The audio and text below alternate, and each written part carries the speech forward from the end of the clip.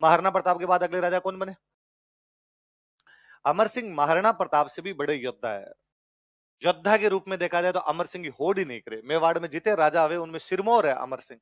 अमर सिंह ने मुगलों के खिलाफ 17 युद्ध लड़े हैं, सारे जीते हैं।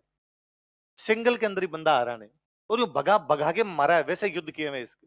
ये जगन्नाथ कछवाहा 1608 में वापस लड़ने के लिए आया था, इतने बुरे मार के भगाया था कि भीलवाड़ा के मंडल के अंदर आके जाके देखो तो मुगलों की छतरियां छतरियां, सबको यहीं रख लिया था, एक को ही नहीं जाने दिया था। इतना भयंकर वाला आदमी हुआ था अमर सिंह। तो अमर सिंह एक खार खाया हुआ बंदा था कि महाराणा प्रताप को कभी कॉन्फिडेंस नहीं था कि मेरा बेटा भी लड़ाई करेगा। इसलिए महाराणा प्रताप हमेशा डाउट करते रहते कि यार मेरे मरने के बाद में मेरा बेटा नहीं लड़ेगा, मेरे मरने के बाद में मुगलों के खिलाफ जो संघर्ष है वो क्या हो जाएगा, समाप्त हो जाएगा। तो हुआ यूं कि एक बार की अमर सिंह की वाइफ ने अमर सिंह को पूछ लिया कि ये लड़ाई कितने साल चलेगी, जब महाराणा प्रताप जिंदा थे उन दिनों में, कि कितने साल लड़ाई चलेगी, पहाड़ों में आगे बैठे हो, नाम है राणा जी, रहते हो पहाड़ों में, राणा जी महलों में भी तो रहना चाहिए, और हम कितने साल तक यहाँ इन इन पहाड़ों के अंदर बैठे रहेंगे। तो अमर सिंह ने कहा भाई जब तक पिताजी चाहेंगे, पिताजी जो ऑर्डर देंगे वो किया जाएगा। पिताजी ने कहा पहाड़ों में रहो तो पहाड़ों में, पिताजी ने कहा कि उदयपुर चलो तो कहां चलेंगे, उदयपुर, जब तक राणा जी कहेंगे तब तक रहना है अपने को। ये बात वाया मीडिया महाराणा प्रताप को पता चली कि अपनी बीननी ऐसी ऐसी बातें करती है कि भाई कितने दिन तक आपको यहाँ रहना पड़ेगा। तो महाराणा प्रताप को बड़ा अजीब लगा, और उनको लगा कि यार इसका मतलब मेरे मरते ही मेरा बेटा जो संघर्ष है वो क्या कर देगा। तो महाराणा प्रताप जब मर रहे थे तो उनके सांस नहीं निकल रहे थे, कि वो यूं तड़फ रहे लास्ट के अंदर एकदम। आसपास सारे लोग इकट्ठे हो रखे, पूछे भाई कोई अंतिम इच्छा हो तो बता दो, हम आपकी अंतिम इच्छा पूरी करेंगे, अब आप पधारो, स्वर्ग पधारो, जो होना था हो गया। तो महाराणा प्रताप मरते मरते कहते हैं कि यार मेरे को ये अजीब लगता है कि मेरे मरने के बाद मेरा बेटा लड़ेगा कि नहीं लड़ेगा। तो एक कृष्णदास चुंडावतन सलुम्बर वाले ये खड़े थे, ये बाद में हाथ पकड़ते हैं अमर सिंह का। अमर सिंह हाथ पकड़ के अपने हाथों में ले कहते हैं हम आपको गारंटी देते हैं कि जैसे आप लड़े थे वैसे के वैसे कौन लड़ेंगे, आप तो आराम से पधारो, हम लड़ाई में किसी भी प्रकार की कमी आने। इसलिए अमर सिंह को हमेशा लगता था कि मुझे लड़ाई बंद नहीं करनी, पिताजी को जो डाउट था वो डाउट तो पूरे कर दूंगा। इसलिए वो बंदा खूब ही लड़ा, भयंकर वाले लड़ा, मतलब लाख लाख की फौजी आई है मेवाड़ के अंदर, वो एक बार नहीं घबराया। 1615 आ गया ऐसे करते करते। मुगलों के जितने सेनापति है यहाँ से मार खा खुआ के जाया करते। जहांगीर ने अपने बेटे भेजने शुरू कर दिए। अच्छा और देखो आप, 1597 में महाराणा प्रताप की डेथ होती है, जैसे महाराणा प्रताप की डेथ होती है अकबर वापस सेना भेज देता है। मतलब जब तक महाराणा प्रताप जिंदा रहे 1585 के बाद अकबर ने कोई भी सेना, जो कि 2 साल 85 से 87 के बीच में महाराणा प्रताप सारे कब्जे छुड़वा गए थे। 87 में अपनी राजधानी ले गए थे चावंड। अब 87 के बाद उनकी राजधानी कहां पड़ी है, चावंड। पर अकबर ने कोई भी अटैक उन पर किया। जैसे 97 में प्रताप मरे अकबर के वापस अटैक है, इसका मतलब उस आदमी को भय तो था कि 97 तक उसने कोई अटैक नहीं किया। इस बार अमर सिंह पे अटैक किया, अमर सिंह पे अमर सिंह ने वापस कूट पीट के निकाल दिए। 1605 में अकबर की डेथ हो गई। अकबर की डेथ होने के बाद अगला राजा कौन बन गया, जहांगीर। जहांगीर का तो एक ही सपना है कि मेवाड़ जीतना है, कि बाकी पूरा हिंदुस्तान तो बाप ही जीत गया, ले देके बचा ही क्या अपने पास में। अब एक तो जीते यार, कम से कम बादशाह ये तो बताए कि यार मैं भी कुछ कर सकता हूं, तो मेवाड़ जीत ले। इसलिए जहांगीर ने बेचारे ने खूब जोर लगाया, हमले पे हमले, हमले पे हमले, लेकिन यहां पर पार नहीं पड़े। 10 साल हमले किए उसने, 1605 से 1615। फाइनली उसने अपने सबसे योग्य बेटे को इधर भेजा, खुर्रम। खुर्रम यहां से जाता मेवाड़। मेवाड़ जाके उसने अपने जो भी सेनापति पहले यहां पर आके गए थे, भले वो हार के गए भले वो जीत के गए, उनको इकट्ठा किया। और इकट्ठा करके बताओ तो सही लफड़ा क्या है, क्यों नहीं पकड़ में आ रहे यार। कितनी सेना है मेवाड़ वालों की, इतने सालों में मरमुरा गए। 1527 में लगे थे लगातार लड़ने के लिए। मेवाड़ मेवाड़ की सेना, अपने पूरे हिंदुस्तान के फौजी इकट्ठे होते हैं अपने पास में, फिर भी इनसे जीत क्यों नहीं पा रहे। तो जो भी सेनापति थे उन्होंने कहा कि सर पार नहीं पड़ रही, पहाड़ों के अपने तो रास्ते ही नहीं जानते ढंग से, अंदर जाके जैसे इनसे लड़ते हैं अपने को मार देते हैं। कैसे मार देते हैं, तुम जब जाते हो तो तुम्हें इससे पता चलता है कि वहां बैठा हुआ अमर सिंह, कि हाँ हमें कई बार सूचना मिलती है अमर सिंह वहां बैठा है, फिर तुम क्या करते हो कि हम उस लोकेशन पे जाते हैं। फिर क्या होता है कि जब लोकेशन पर पहुंचते हैं तब तक अमर सिंह लोकेशन चेंज हो जाती है, और वो कहीं बीच में से आके हम पे हमला करता है। तो उसको कौन बताता है कि तुम आ रहे हो, कि जनता। जनता कैसे बताती है कि जिस भी गांव से निकलते हैं उस गांव से अगले गांव वाले, अगले गांव वाले, अगले गांव वाले, फटाफट अमर सिंह पास मैसेज जाता है कि मुगल इस रास्ते से आ रहे हैं। वो दूसरा रास्ता लेके हम पर आक्रमण करता है, हमारी सेना मार देता है। सेना में इतना भय है कि कोई भी पहाड़ों में जाने के लिए तैयार है, वो बाहर नहीं आ रहा, हमें अंदर नहीं जाने देता। तो अंदर उनके रोटी पानी की व्यवस्था की जनता, जनता भेज रही है चारों तरफ से, उनके तो रास्ते खोल रखे हैं। ये भील अपने यदि सेना कहीं से खाना पीना लेके आ रही होती तो भील तीर मार के उनका खाना पीना छीन लेते हैं। हमारे वाला खाना इनके पास जा रहा है तो अपनी हालत रहती है खराब, इनका खाना पीना आराम से मिल रहा है, अपने मैदान में बैठे हैं तो भी खाना पीना नहीं मिल रहा। तो जनता जो खेतों के अंदर इन खेती करती है वहां से लेके जाओगी, कोई देने के लिए तैयार नहीं। राजी मत है, जनता देने के लिए तैयार नहीं होती। ज्यादातर जनता इनकी पहाड़ों के अंदर ही बैठी है। खेती वाले टाइम थोड़े बहुत बाहर आते हैं, उस टाइम भी यदि हम इनसे कुछ लेने के लिए जाते हैं तो हमें मारपीट के भगा दिया जाता है। उनकी सेना आके हम पर हमला कर जाती है। तो खुर्रम ने कहा इसका मतलब सिंपल सा मीनिंग है कि आपकी लड़ाई राजा से नहीं है, आपकी लड़ाई किससे है? तो भी राजा पे क्यों हमला करना, इस पर हमला जनता भी कर लो। कैसे? तो अपने तो गांव में जाओ, महिलाओं को अलग, पुरुषों को अलग। पुरुषों को सबको मार दो, महिलाओं को दिल्ली ले जाके बेच दो। खेत जीते भी उनके आग लगा दो, घरों के सबके आग लगा दो। देखते हैं कितने गांव के अंदर जनता विरोध करती है। अब गांव में घुसे, पुरुषों को मार दिया, महिलाओं के सबके बलात्कार करके फेंक दी गई, मार दी गई, या महिलाओं को दिल्ली ले जाके बेच दिया, बच्चों को दिल्ली ले जाके बेच दिया। 3-4 गांव के अंदर जब हुआ, जनता त्राहिमाम त्राहिमाम कर गई।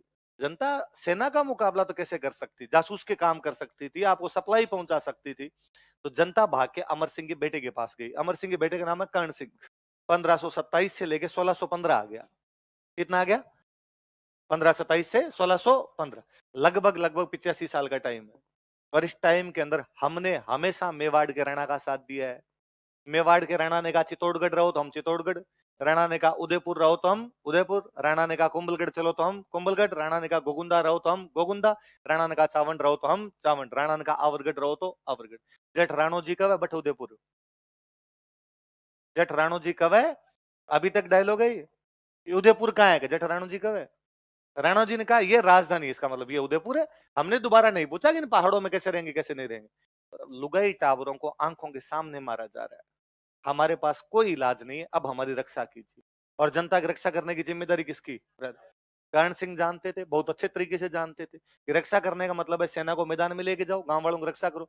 मैदान में जाने का मतलब मरेंगे। मैदान के अंदर तो वही जीतेगा जिनकी संख्या बहुत ज्यादा, और ज्यादा भी कितनी कि मुगलों की सेना 1 लाख, आपके पास सैनिक बचे हैं 22,000, आपके पास सैनिक बचे 7,000, 8,000, इतने इतने सैनिक अलग अलग मोर्चों पे सैनिक पड़े हैं आपके।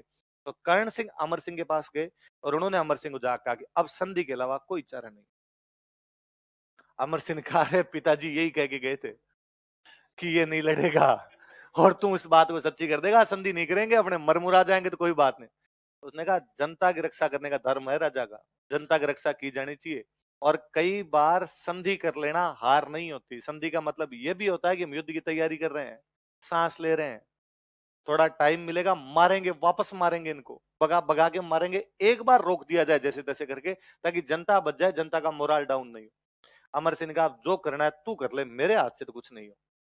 अमर सिंह ने कर्ण सिंह को चाबियां सौंपी। कर्ण सिंह ने कहा ठीक है तो मैं हैंडल करता हूँ। कर्ण सिंह ने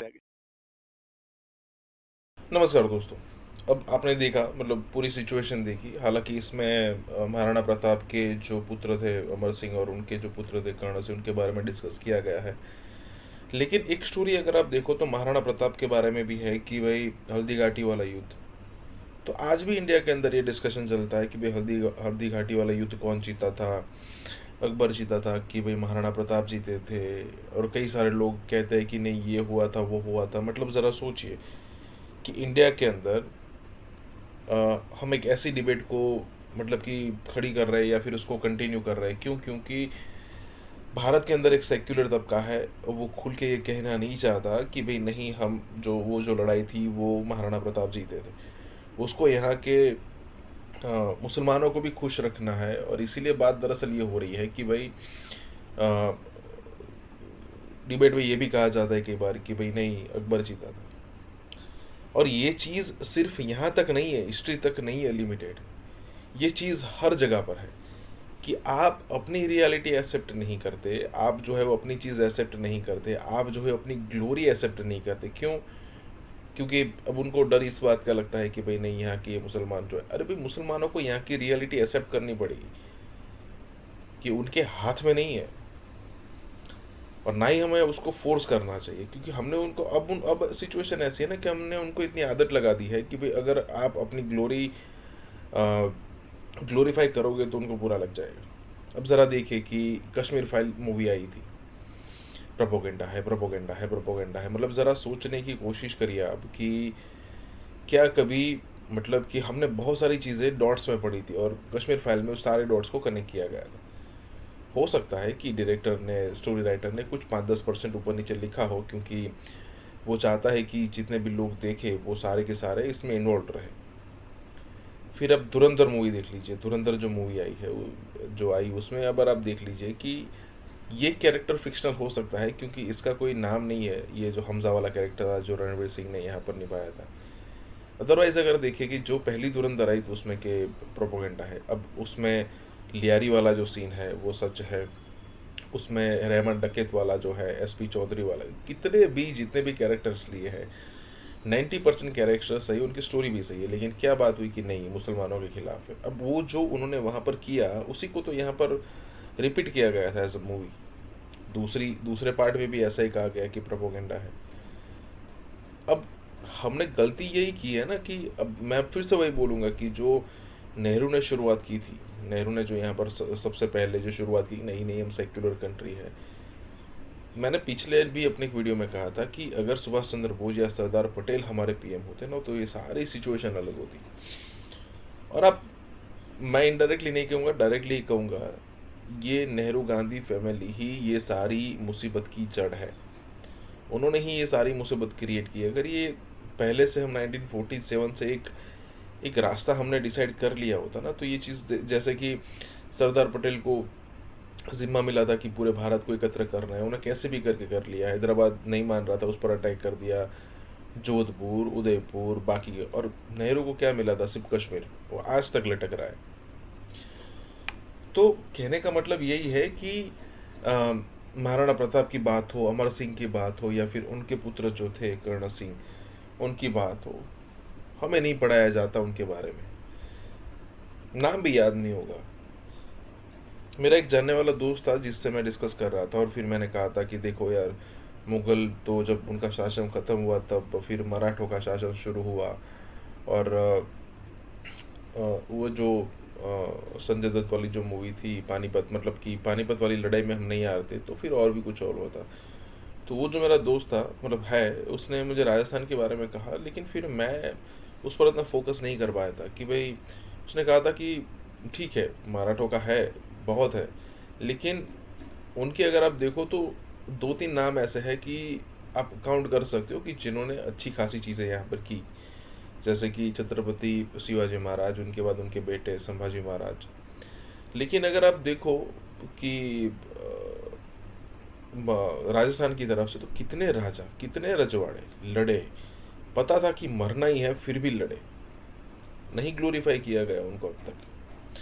तो मैं ये जो स्टोरी सुन रहा हूँ ना राजवीर सिंह की, ये इसीलिए सुन रहा हूँ क्योंकि मुझे पता चले कि आखिरकार ऐसा हुआ क्या था कि इतने सारे लोग जो जो इतने ग्लोरीफाई हम किए, हम उनको कर सकते थे, वो अब तक नहीं कर पाए। मिलते अगले वीडियो में, तब तक के लिए भारत माता की जय, वंदे मातरम।